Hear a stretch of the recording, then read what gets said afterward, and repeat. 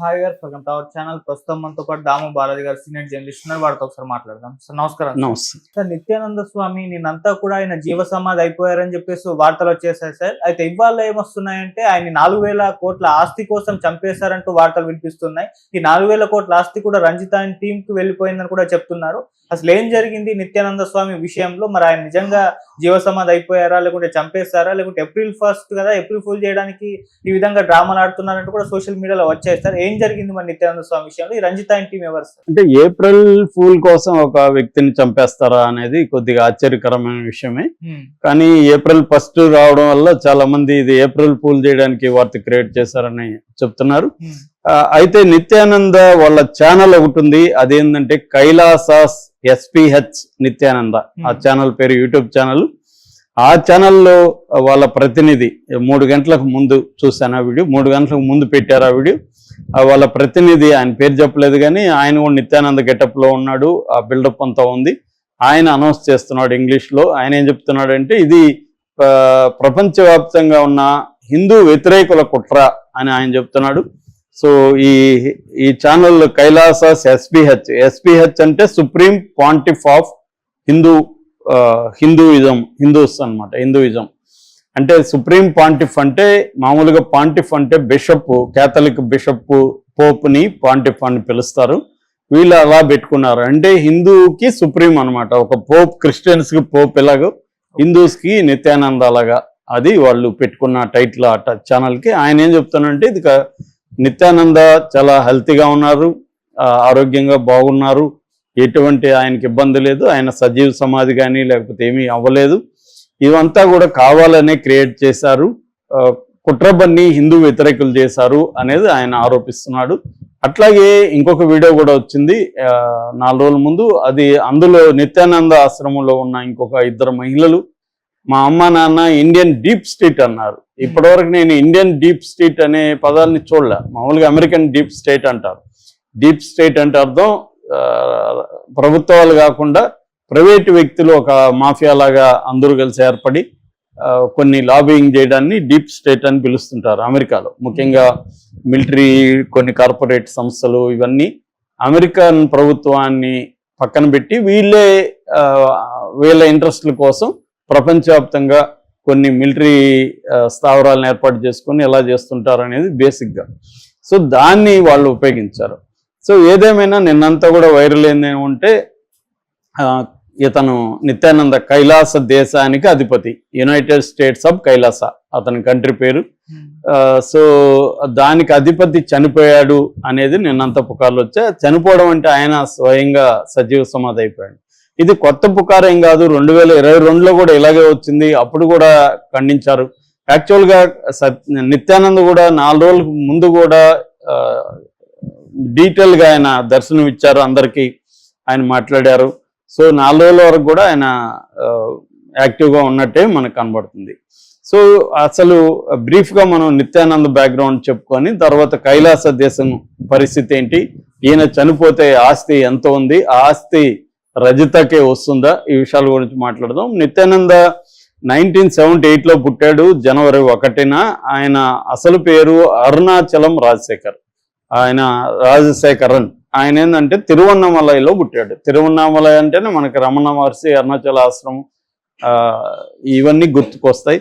చాలా మంది తెలుగు వాళ్ళు కూడా ఎవ్రీ మంత్ వెళ్ళే వాళ్ళు కూడా ఉన్నారు, రెగ్యులర్గా వెళ్తారు. అరుణాచలం అంటే అంత ఫేమస్. సో ఇతను అక్కడ పుట్టడం వల్ల మేబీ చిన్నప్పటి నుంచి కూడా ఇతనిలో కొంత స్పిరిచువల్ అవేకనింగ్ అనేది ఉంది. 12 ఏళ్ళకే ఇతను స్పిరిచువల్ అవేకనింగ్ వచ్చినట్టు చెప్తున్నాడు. చిన్నప్పుడే పిల్లలకి, తన తోటి పిల్లలకి హెల్త్ బాగాలేకపోతే తను బాగు చేసేవాడు తన స్పిరిచువలిజంతో. అట్లాగే యోగా అవన్నీ కూడా ప్రాక్టీస్ చేసేవాడు అనేది చెప్తున్నారు. దాని తర్వాత ఇతను ఇంజనీరింగ్ చదివాడని ఒక వార్త ఉంది, కానీ అది కరెక్ట్గా చదివాడో లేదో తెలియదు. మెకానికల్ ఇంజనీరింగ్ చదివాడని. కానీ అతను చాలాసార్లు ఉపన్యాసాల్లో అనేక సైంటిఫిక్ పదాలు వాడుతుంటారు, మంచి ఇంగ్లీష్ మాట్లాడుతుంటాడు. సో మంచి ఇంగ్లీషు, తమిళ్ వచ్చు, దానికి సంబంధించి అనేక పుస్తకాలు కూడా అతను రాశాడు. స్పీచ్లు కూడా మంచి ఇంగ్లీష్లో ఆ ఇంగ్లీష్ హైలీ కన్ఫ్యూజ్గా ఉంటుంది, కానీ ఇంగ్లీష్ అయితే మంచి ఇంగ్లీష్లో మాట్లాడుతుంటాడు. సైన్స్ కూడా ఉపయోగిస్తాడు, సైన్స్, టెక్నాలజీ ఇది కూడా ఉపయోగిస్తుంటాడు. సో అలాగే ఇతను 2003లో ఫస్ట్ టైము బిడది అని బెంగళూరు దగ్గర బిడది అనే ఒక స్మాల్ టౌన్లో ఇతను ఫస్ట్ ఆశ్రమాన్ని పెట్టాడు. ఇతను తన పేరు కూడా 24 ఏళ్ల వయసులో పరమహంస నిత్యానందగా పేరు మార్చుకున్నాడు, వేషం మార్చుకున్నాడు. అక్కడ ఈ బిడదలో ధ్యానపీఠం అనే పేరుతో ఒక ఆశ్రమం నెలకొల్పాడు. అక్కడ అదేమైందంటే ఇతను మంచి ఇంగ్లీష్ మాట్లాడడం, చామింగ్గా ఉండడం, దీంతో మెల్లమెల్లగా పాపులర్ అవ్వడం మొదలుపెట్టాడు. రెండోది ధ్యానం, మెడిటేషను, హిందూయిజాన్ని బోధించడం. దీంతో మెల్లమెల్లగా బెంగళూరులో ఆల్రెడీ మనకి ఈయన సత్యసాయిబాబా శిష్యులు ఉంటారు. ఇంగ్లీష్ అంటే ఇంగ్లీష్ అనే కాదు, విదేశాలు యూరప్ కావచ్చు, రష్యన్స్ కావచ్చు, ఇంగ్లీష్ రాని విదేశాల నుంచి కూడా వైట్స్ చాలా మంది ఉంటారు. అంటే ఈయన శిష్యుల్లో ప్రధానంగా middle class, upper middle class Indians, అట్లాగే అక్కడ కూడా రిచ్ అమెరికన్స్ లేకపోతే యూరోపియన్స్ వీళ్ళందరూ కూడా శిష్యులుగా ఉండడం వల్ల ఇతని డబ్బులు అనేది విపరీతంగా రావడం మొదలైంది. దాని తర్వాత ఇతని ఆశ్రమాలు కూడా పెరిగాయి. తిరువన్నామలైలో ఒకటి పెట్టాడు తన సొంత ఊర్లో. తర్వాత అహ్మదాబాద్, గుజరాత్లో అహ్మదాబాద్లో కూడా ఒక ఆశ్రమం పెట్టాడు. అమెరికాలో ఒక ఆశ్రమం పెట్టాడు. ఇలాగే తను పాపులర్ అవ్వడం ప్రారంభమైంది. దాని తర్వాత 2010లో కాంట్రడిక్షన్స్ అంటే కాంట్రవర్సీస్ వచ్చాయి. ముఖ్యంగా రంజిత మనకు తెలుసు, ఆమె తెలుగులో కూడా సినిమాలు చేసింది. రంజిత అసలు పేరు శ్రీవల్లి. ఆమె 90sలో సినిమాలు, ముఖ్యంగా నాడోడి తేండ్రలని మన భారతరాజ సినిమాలో పాపులర్ అయింది 97లో. అక్కడి నుంచి ఆమె దాదాపు 60 సినిమాలు అన్ని భాషల్లో కలిపి ఒక 60 సినిమాలు చేసింది. తెలుగులో మావి చిగురులో 96లో వచ్చిన మావి చిగురులో ఆమె నంది అవార్డు కూడా వచ్చింది. ఆ తర్వాత ఆమె తన భక్తురాలుగా మారిపోయింది, ఆశ్రమంలోకి వెళ్ళిపోయింది. దాని తర్వాత ఏమైందంటే ఒకరోజు సన్ టీవీలో ఇతని సీడీ ఒకటి బయటకు వచ్చింది.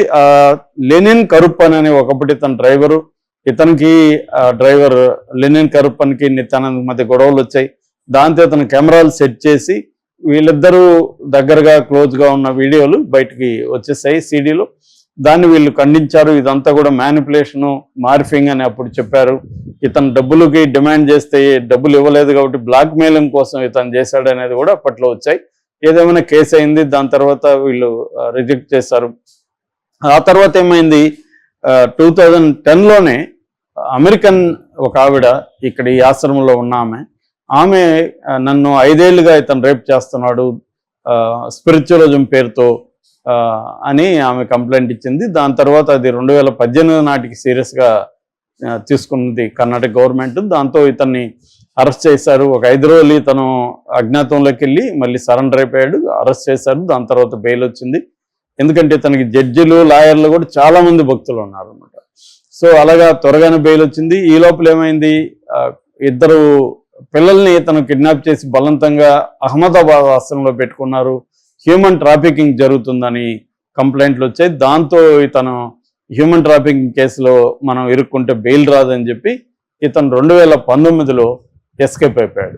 ఆ తర్వాత దాదాపు ఒక 7-8 నెలలు ఇతను అచ్చుకి లేదు. 2020లో సడన్గా అనౌన్స్ అయింది, యునైటెడ్ స్టేట్స్ ఆఫ్ కైలాస అని దేశం పెట్టాడు. ఇతను ఆ దేశానికి అధ్యక్షుడు. దానికి సింబల్ సావరన్ స్టేట్ అంటారు, స్వతంత్ర దేశంగా డిక్లేర్ చేసుకున్నాడు. నిజానికి మనకి ఇంటర్నేషనల్ రూల్ ప్రకారం ఏ దేశానికి చెందిన భూభాగం కానీ మనకు 1 ఎకరా దొరికితే కూడా మనం మన దేశం పెట్టుకోవచ్చు. దాము బాలాజీ కంట్రీ అని పెట్టుకుంటే ఎవడు అడిగేదానికి లేదు. సో కాకపోతే ఆ భూభాగం ఏ దేశానికి సంబంధించి ఉండకూడదు. అప్పుడు మనం ఆ భూభాగానికి వెళ్ళి ఈ ఎకరా నాది ఒక దేశం అని మనం డిక్లేర్ చేయొచ్చు. ఇది ఉందన్నమాట. అలాగా ఇతను ఏం చేశాడంటే ఈక్వెడార్ నేషన్లో కొంత భూభాగాన్ని, ఒక దీవిని కొనుక్కొని, దీవి ఇప్పుడు ఏ దేశానికి చెందదు కాబట్టి పెట్టుకున్నాడు.